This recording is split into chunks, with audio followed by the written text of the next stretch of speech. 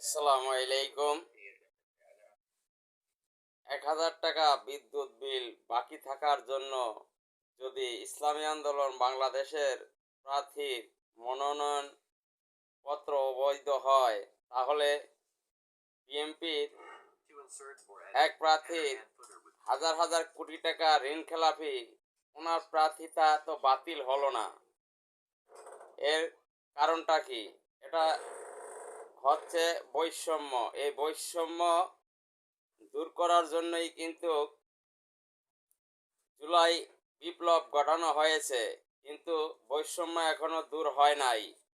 একই অভিযোগে যদি কোনো প্রার্থীর মনোনয়নপত্র অবৈধ ঘোষণা করা হয়, আবার দেখা গেছে ওই একই ব্যাপারে আবার আরেকজনের মনোনয়নপত্র যদি বৈধ হয়, তাহলে আমরা কিভাবে বুঝবো যে এই নির্বাচন কমিশনার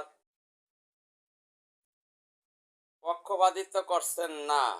এই নির্বাচন কমিশন দ্বারা সুষ্ঠু, অবাধ, নিরপেক্ষ, ফ্রি ফেয়ার ইলেকশন হবে কিনা এটা নিয়ে তো আমরা শঙ্কিত। এই বৈষম্যের কারণেই জুলাই আন্দোলন, জুলাই বিপ্লব করা হয়েছিল।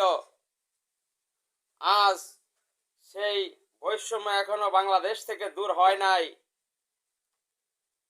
যদি বাংলাদেশে অবাধ, সুষ্ঠু, নিরপেক্ষ নির্বাচন করতে এই নির্বাচন কমিশন ব্যর্থ হয়, তাহলে এই নির্বাচন কমিশনেরও সেই হাবিবুল আউয়াল কমিশনের মতন জুতার মালা পরানো লাগতে পারে। জুতার মালা যাতে পরানো না লাগে, সেজন্য এই নির্বাচন কমিশনকে বলবো, আপনি আগে থেকেই সতর্ক হন।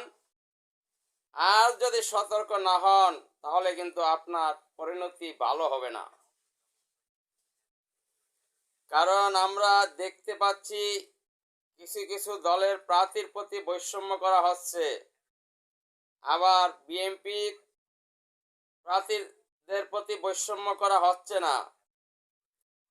এ থেকে বোঝা যায় যে একটা পক্ষপাত নির্বাচন হবে। আমরা কিন্তু এই পক্ষপাত নির্বাচন চাই না। আমরা পরিবর্তন চাই, অবাধ, সুষ্ঠু, নিরপেক্ষ নির্বাচন চাই। জনগণের স্বতঃস্ফূর্তভাবে